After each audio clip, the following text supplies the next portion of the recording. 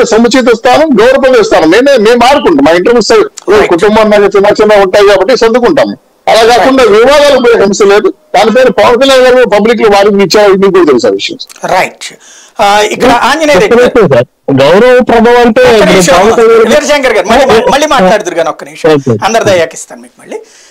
ఆంజనేయ రెడ్డి గారు ఇక్కడ correct time అంటే 2009 సంవత్సరంలో చిరంజీవి పార్టీ పెట్టినప్పుడు స్పేస్ లేదు, కానీ ఆ స్పేస్ని తీసుకోవడానికి ఆయన ట్రై చేశారు. వాస్తవంగా 98లో మీకు ఒక స్పేస్ వచ్చింది, 99కి ఆ స్పేస్ని మీరు తీసుకెళ్ళి తెలుగుదేశానికి ఇచ్చారు. 2004లో మీకు స్పేస్ దొరకలేదు, 2009లో స్పేస్ దొరికినప్పుడు చిరంజీవి తీసుకున్నారు. 2014 మీకు స్పేస్ దొరికినప్పుడు తెలుగుదేశానికి ఇచ్చారు. ఈ దఫా స్పేసు చాలా పర్ఫెక్ట్గా ఉంది. అటు పక్కన వాళ్ళిద్దరు ఒక జట్టు ఉన్నారు, ఇటు ఒక జట్టు ఉంది, మీరు జాతీయ స్థాయిలో అధికారంలో ఉన్నారు. ఈ స్పేస్ని వినియోగించుకోవడం కంటే ఈ స్పేస్ తెలుగుదేశానికి ఇవ్వడమే బెటర్ అనుకుంటున్నారా? నాయకత్వం చంద్రబాబు గారు అయితేనే రాష్ట్రాన్ని బాగు చేయగలరని అనుకుంటున్నారా?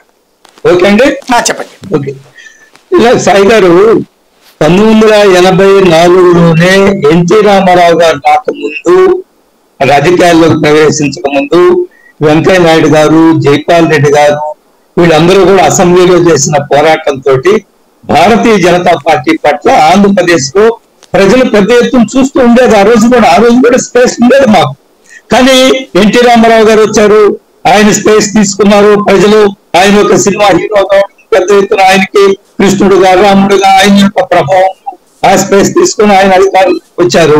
తర్వాత మీరు చెప్పిన అనేక ఇన్సిడెంట్స్ మీరు చెప్పారు. అదే సమయంలో మొన్న జగన్మోహన్ రెడ్డి గారు వచ్చారు, తెలుగుదేశానికి వ్యతిరేకంగా జగన్మోహన్ రెడ్డి గారు వచ్చారు, ఆ యొక్క స్పేస్ ఆయన తీసుకున్నారు. మేమేంటున్నామంటే మేము ఒక జాతీయ పార్టీగా మేము ఏమి చేయాలా, ఏమి చేయగలం అనేది ప్రజలకు వివరిస్తాం. మేము ప్రజలు ఈ రోజు జస్ట్ ఇంటరప్షన్ అంతే. మిగతా రాష్ట్రాల్లో ఆ స్పేస్ ని మీరు ముందు చెప్తున్నారు, చేస్తున్నారు. ఇప్పుడు తెలంగాణలో బీఆర్ఎస్ కి ఫ్రాక్సీ అని మీరు పేరు పడ్డా కూడా చివరిలో ఆ స్పేస్ ని క్లియర్ చేసుకుంటూ వెళ్ళారు, కొంత సాధించారు. దేశవ్యాప్తంగా అన్ని రాష్ట్రాల్లో కూడా ఆల్టర్నేటివ్ మేమే అంటున్నారు తప్పించి మమతా బెనర్జీ గొప్పది, కాంగ్రెస్ పార్టీ గొప్పది అని అంటలేదు.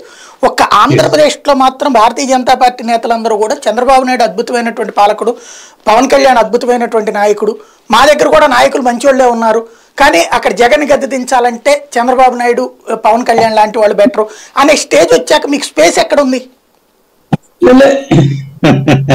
సాయి గారు ఒక విషయాన్ని మీరు అర్థం చేసుకోవాలి.